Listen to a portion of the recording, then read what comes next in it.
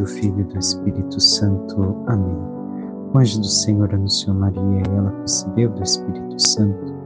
Ave Maria, cheia de graça, o Senhor é convosco. Bendita sois vós entre as mulheres, bendito é o fruto do vosso ventre, Jesus. Santa Maria, Mãe de Deus, rogai por nós, pecadores, agora e na hora de nossa morte. Amém. Eis aqui a serva do Senhor, faça-se em mim segundo a vossa palavra. Ave Maria, cheia de graça, o Senhor é convosco. Bendita sois vós entre as mulheres, e bendito é o fruto do vosso ventre, Jesus. Santa Maria, Mãe de Deus, rogai por nós, pecadores, agora e na hora de nossa morte. Amém. O Verbo divino se fez carne e habitou entre nós. Ave Maria, cheia de graça, o Senhor é convosco. Bendita sois vós entre as mulheres, bendito é o fruto do vosso ventre, Jesus. Santa Maria, Mãe de Deus, rogai por nós, pecadores, agora e na hora de nossa morte. Amém. Rogai por nós, Santa Mãe de Deus, para que sejamos dignos das promessas de Cristo. Oremos e infundi, Senhor, em nossas almas a vossa graça, como vos pedimos, para que nós, que pela anunciação do anjo viemos a saber o mistério de vossa encarnação, paixão e morte de cruz, cheguemos um dia à glória eterna dos céus, pelo mesmo Cristo, Senhor nosso. Amém. Caríssimo irmão e irmã, hoje a Ordem Agostiniana celebra São Tomás de Vilanova. É a liturgia que meditarei convosco, a liturgia do dia, mas nas nossas paróquias serão a liturgia da festa de São Tomás. Quem é este homem? Ele foi um frei agostiniano que viveu de 1488 a 1555. Pregador ascético, e ele escreveu diversos sermões de modo especial. Participou ativamente para a aplicação do Concílio de Trento, instituindo os seminários diocesanos, que naquele tempo estavam sendo implementados os estudos acadêmicos como nós conhecemos hoje, filosofia, teologia, a partir de um seminário. Assim, cresceu, ingressa na ordem em 1516, 1518 é ordenado sacerdote, sendo superior no convento, visitante geral da ordem e pároco provincial. Também professor da Universidade de Salamanca e confessor de Carlos I da Espanha. Levou uma vida muito austera e vendeu até mesmo o lugar onde morava para dar o dinheiro aos pobres. E assim viveu uma vida de plena caridade. Uma de suas frases é: a esmola não é apenas dar, senão tirar a necessidade de que se padece e livrar dela quando for possível. Então, envia como provincial da província da Espanha os primeiros padres agostinianos para o México. E começa a ter êxtases místicos na missa enquanto rezava os salmos.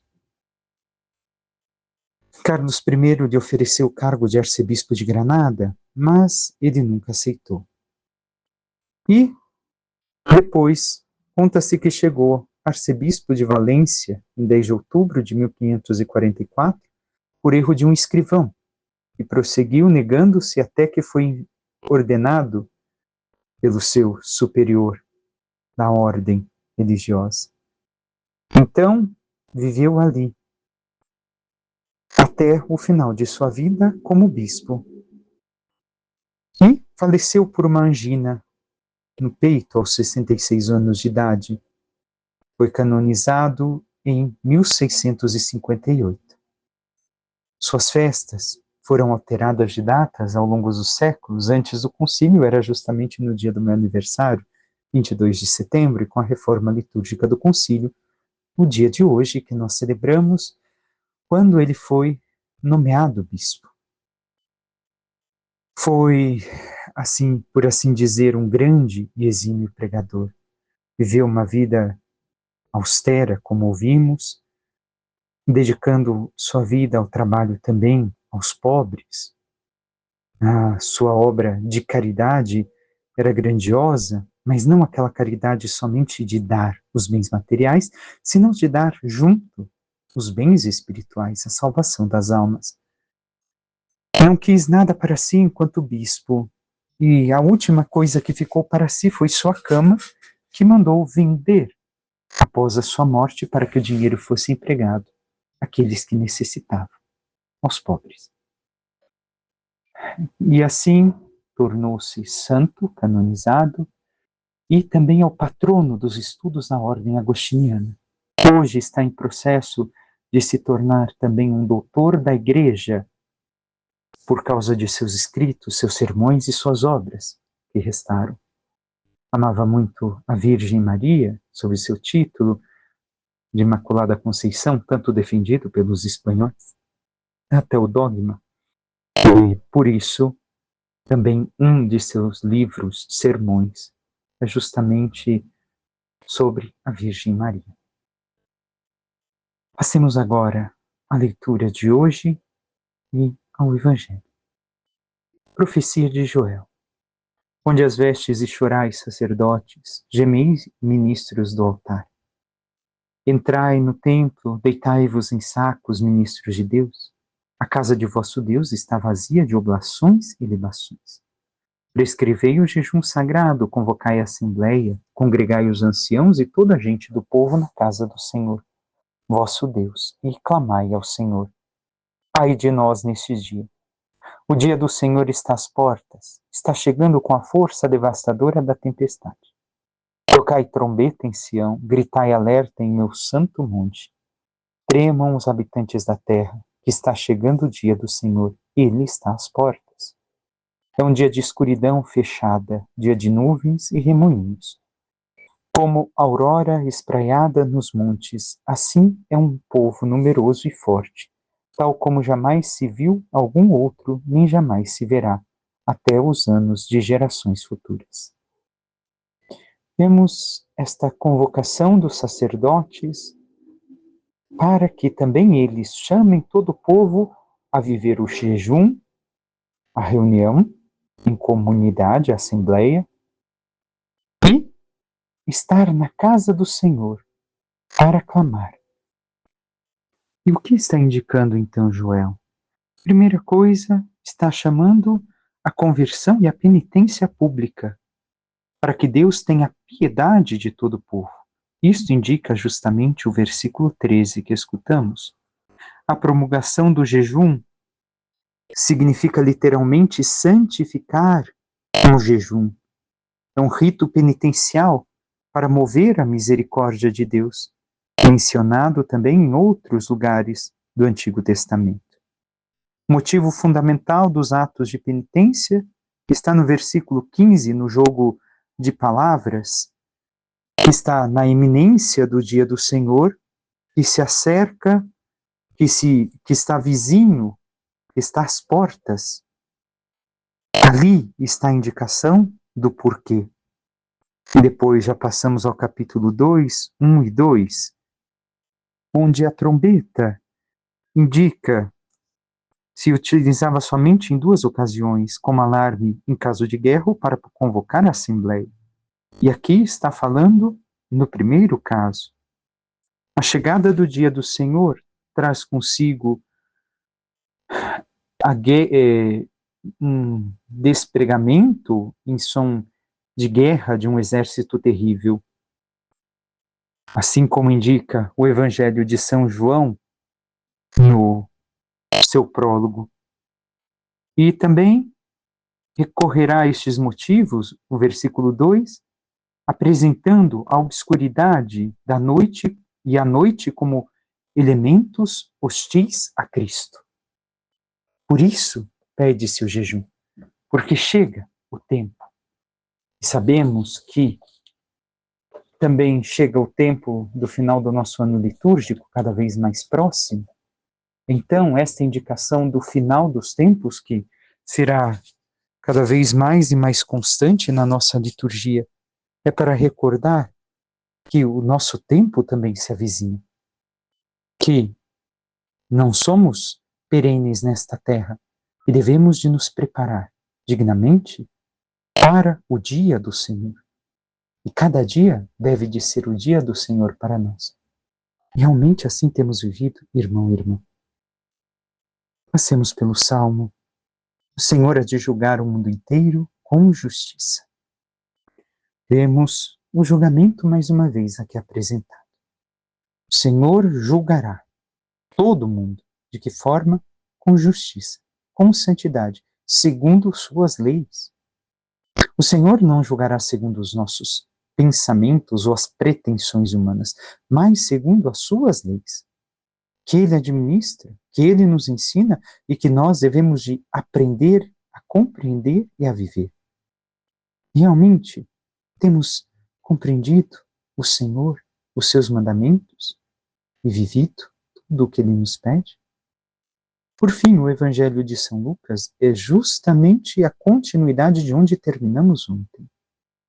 Naquele tempo, Jesus estava expulsando um demônio, mas alguns disseram: é por Beelzebul, o príncipe dos demônios, que ele expulsa os demônios. Outros, para tentar Jesus, pediam-lhe um sinal do céu. Mas, conhecendo os seus pensamentos, Jesus disse-lhes: todo reino dividido contra si mesmo será destruído, e cairá uma casa por cima da outra. Ora, se até Satanás está dividido contra si mesmo, como poderá sobreviver o seu reino? Vós dizeis que é por Beelzebul que eu expulso os demônios. Se é por meio de Beelzebul que eu expulso os demônios, vossos filhos os expulsam por meio de quem? Por isso, eles mesmos serão vossos juízes. Mas se é pelo dedo de Deus que eu expulso os demônios, então chegou para vós o reino de Deus. Quando um homem forte e bem armado guarda a própria casa, seus bens estão seguros. Mas quando chega um homem mais forte do que ele, vence-o, arranca-lhe a armadura na qual ele confiava e reparte o que roubou. Quem não está comigo está contra mim, e quem não recolhe comigo dispersa. Quando o espírito mau sai de um homem, fica vagando em lugares desertos, à procura de repouso. Não o encontrando, ele diz: vou voltar para minha casa de onde saí. Quando ele chega, encontra a casa varrida e arrumada. Então ele vai e traz consigo outros 7 espíritos piores do que ele. E entrando, instalam-se aí. No fim, esse homem fica em condição pior do que antes. Palavra da salvação. Glória a vós, Senhor. O que o Senhor hoje tem a nos dizer? Vemos ao início que não basta ter visto o exorcismo que Jesus cumpriu, os milagres que aconteceram. Eles nunca estão contentes com aquilo que o Senhor realiza e continuam pedindo sinais. Nada presta, como dizemos nós na nossa maneira de falar, parece que nada presta para ele e para ela. Assim, nada prestava para os fariseus, para aqueles que ali estavam questionando Jesus e queriam mais sinais. Será que nós não conhecemos ou não somos nós aqueles que querem ver mais e mais e mais sinais do Senhor e não nos acontentamos com tudo aquilo que Ele realizou e realiza diante de nossos olhos? Devemos de ter presentes que o estar com Jesus é a característica da nossa vida, presente e futura. Se não se está com Ele, se está com o diabo. Nós devemos de ver que este é o maior presente que temos. Vivemos a nossa vida com consciência da eternidade, vivemos a nossa vida unidos ao Senhor Jesus? Caminhamos com Ele ou contra Ele? Ainda segue o texto nos falando do reino dividido contra si mesmo.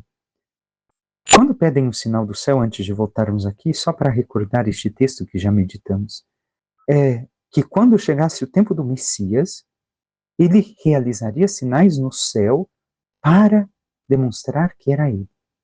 E é isso que estão pedindo os fariseus e aqueles que não creem em Jesus. Querem ter certeza que é o Messias. Logo em seguida, ele coloca a questão de Satanás estar dividido contra si.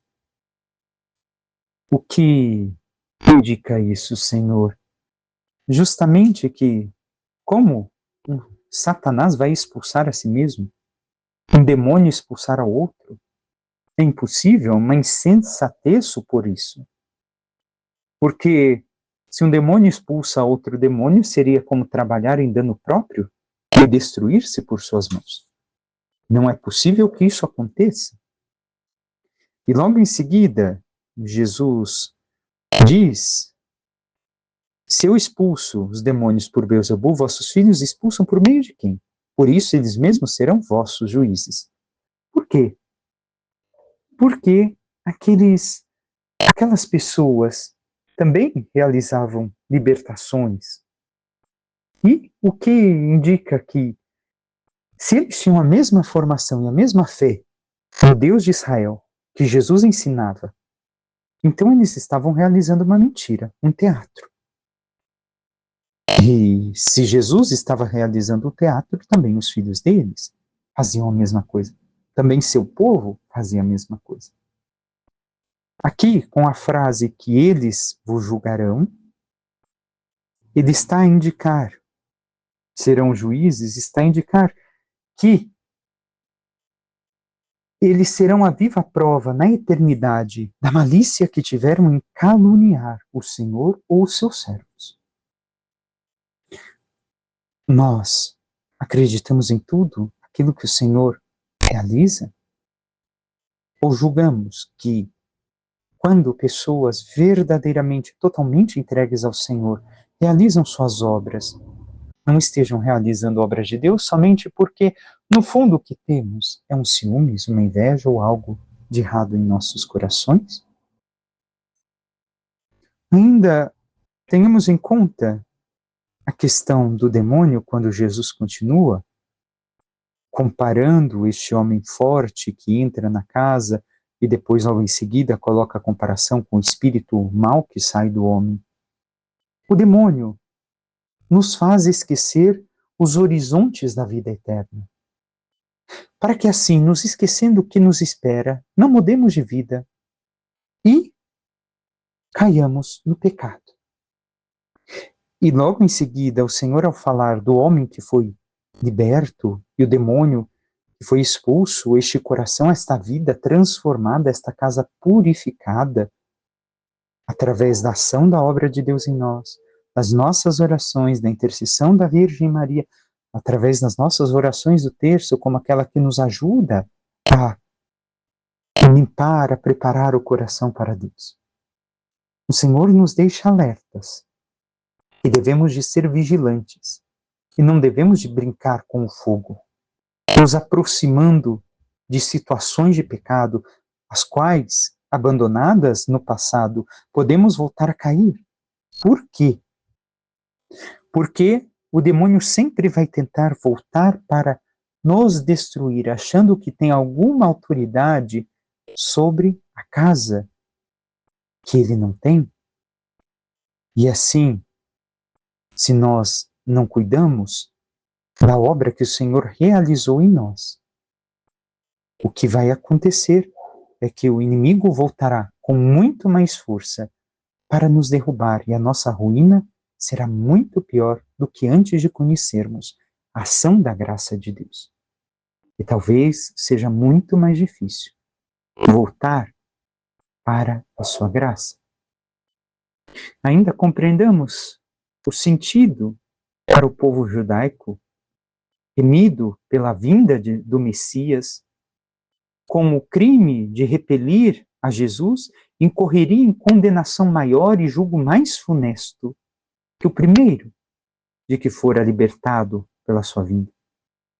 Como também a alma perdoada do pecado, que não corresponde à graça recebida praticando boas obras, vai ser novamente presa do demônio, caindo em culpas ainda mais graves.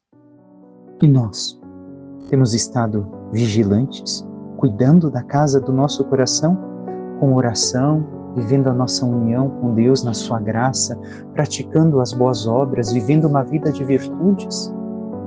Ou temos relaxado a tal ponto que não cuidamos dignamente da morada do Espírito Santo em nós, e incorremos o risco do inimigo piorar a situação em que vivíamos? Peçamos à Santíssima Virgem Maria, nossa Mãe, que interceda por cada um de nós e nos ajude cada vez mais vivermos a graça do seu Filho em nossas vidas, recordando toda a maravilha que Ele realizou em nós, toda a libertação, toda a obra, e assim sendo fiéis à sua obra e mantendo firmes na sua graça, na oração, na santidade, possamos praticar tudo o que o Senhor nos pede para um dia obtermos a glória do céu. Louvado seja nosso Senhor Jesus Cristo, para que sempre seja louvado. Por intercessão da Santíssima Virgem Maria, de todos os santos e anjos de Deus, desça sobre vós, vossas famílias, vosso trabalho e tudo que vos pertence, a bênção do Deus Todo-Poderoso, que é Pai, Filho e Espírito Santo. Amém. Um santo e abençoado dia a todos.